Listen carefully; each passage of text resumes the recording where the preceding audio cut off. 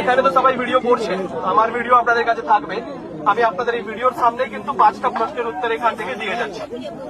আশা করছি আপনাদের ওই উত্তর শুনে আপনাদের ঠিক লাগবে।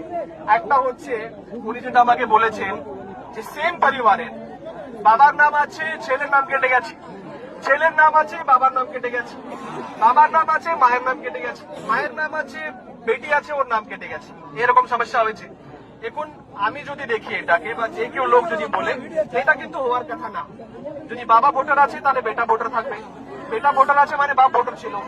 এখন যদি কারো এরকম, যাদের যাদের এরকম সমস্যা হয়েছে, অ্যাডজুডিকেশনে বাদ গেছে, হতে পারে কোন একটা কাগজ প্রয়োজন ছিল, ওই কাগজটা হয়তো আপনারা দেননি, দিয়েছিলেন কিন্তু ওটা ঠিক করে দেখতে পারেননি, সেই কাগজটা হয়তো সাফিসিয়েন্ট ছিল না, যে কোনো প্রবলেম হতে পারে, তার জন্য এই সমস্যাটা আজকে হয়েছে। আমি এক একটা করে প্রশ্নের উত্তর দেবো, সব প্রশ্নের উত্তর শুনবেন কিন্তু মাঝখানে কেউ বলবেন না।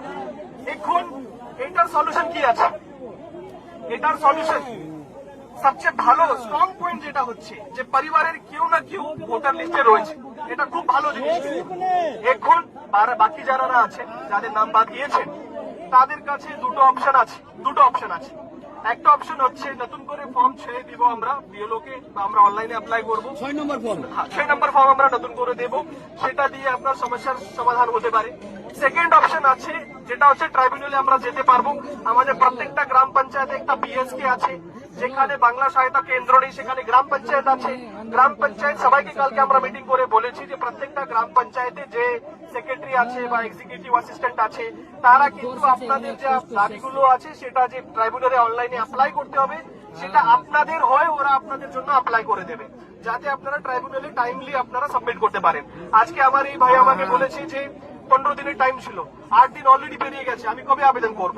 তার জন্য আমাদের যে সলিউশন আছে, আজকেই এখান থেকে বেরিয়ে আমরা একটা চিঠি লিখবো, উপরে জানাবো যে এদেরকে টাইম এক্সটেনশনের একটা ব্যাপার ভাবতে হবে। আর সেকেন্ড হচ্ছে যেটা বলেছে যে ডিলিট হলো, আরেকটা আমার ভাই আমাকে বলেছে যে কেন বাদ গেলাম সেটা আমাকে জানাতে হবে। আমি তো সব ডকুমেন্ট দিয়েছিলাম, লাইনে দাঁড়িয়েছিলাম, আমার হিয়ারিং হয়েছিল, ছবি তোলা হয়েছিল, তা সত্ত্বেও আমার নামটা কেন বাদ গেল এটা কিন্তু জানাতে হবে। এই রিজনের জন্য আমরা চিঠি করব, একটাই চিঠি করব, তার মধ্যে বলে দেবো সবাইকে কারণ যাতে জানানো যায়। আর সেকেন্ড হচ্ছে যে টাইম যাতে এক্সটেন্ড করার প্রপোজাল ওরা যাতে কনসিডার করে।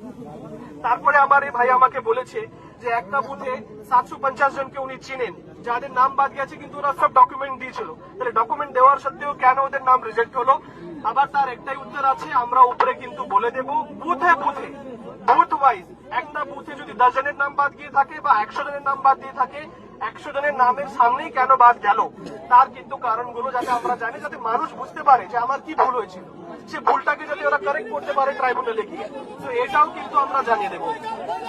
তো এর বাইরে দেখুন, এর বাইরে কিন্তু দেখুন, প্রশাসন হিসাবে আমরা আপনাদের গার্জিয়ান আছি, আমরা আপনাদের জন্য কাজ করি। আপনাদের প্রবলেম হয়েছে, প্রবলেমের সুরাহা করার জন্য আমাদের সহযোগিতা লাগবে। এখন আপনারা বলুন আর কি করা যায়? এই যে আমি আপনাদেরকে বললাম, এর বাইরে আর কিছু করার নেই আপাতত। এখন আপনাদেরকে যা রিকোয়েস্ট শুরু থেকে করছি, আপনাদের যা প্রশ্ন থাকবে, যা সমস্যা থাকবে, আমরা, আমার নাম শেখ আনসার আহমদ, আমি এখানে আছি, আমার সাথে আপনাদের এসডিও ম্যাডাম আছে, ভিডিও সাহেব আছে,